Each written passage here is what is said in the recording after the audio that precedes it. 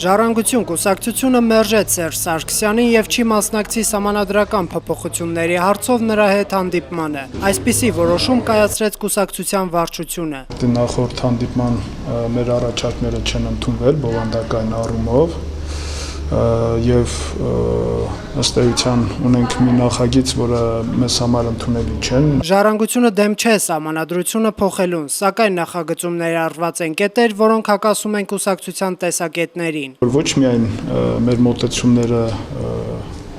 նկատի չի առնվել, այլև ըստ էության ունենք վատ թարացող դրույթ, նկատի ունեմ ինքնիշխանության հետ կապված։ Որպեսզի թույլ չտան սահմանադրության այս տարբերակի գործողության մեջ մտնելը, ժառանգությունն այլ ընդդիմադիրների հետ կմասնակցի ոչի քարոզարշավին։ Մենք ոչ թե փորձելու ենք մեր շուրջը համախմբել ընդդիմադիր դաշտին, քաղաքացիական դաշտին, այլ ինչպես նախկինում եմ ասել, մենք բոլորս միասին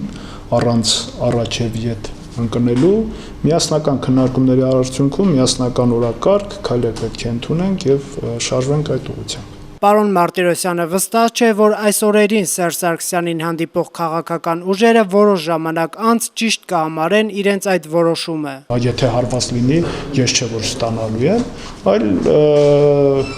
յուրաքանչյուր քաղաքական ուժ ինքն է այդ հարվածը ստանում։ Եթե իրենք ժամանակի ընթացքում ապացուցվի, որ իրենց մոտեցումներ ճիշտ, որևէ խնդիր չկա։ Իսկ Սերժ Սարգսյանի հետ այսօր հանդիպել են Հայոց համազգային շարժում, Ազատ դեմոկրատներ, Հայաստանի քրիստոնեա-դեմոկրատական կուսակցության ներկայացուցիչները։ Թե ինչու դեմ լինելով սահմանադրության այս տարբերակին Ազատ դեմոկրատներ կուսակցությունը գնաց հանդիպման Սերժ Սարգսյանի հետ, կուսակցության մամուլի խոսնակ Անժելա Խաչատրյանն այսպես մեկնաբանեց։ Մենք որևէ խնդիր չենք տեսնում,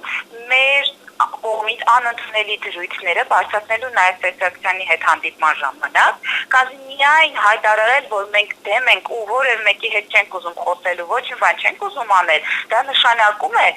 ձեզ մնալ եւ թողնել, որպեսզի այս փոփոխությունները շատ հեշտ եւ հանգիստ անցնեն։ Իսկ արդյոք Ազատ դեմոկրատներ կուսակցությունը կմիանա ոչի կողմնակիցների պայքարին, կախված կլինի նրանից, թե սահմանադրության վերջնական ինչ տարբերակ կդրվի սեղանին։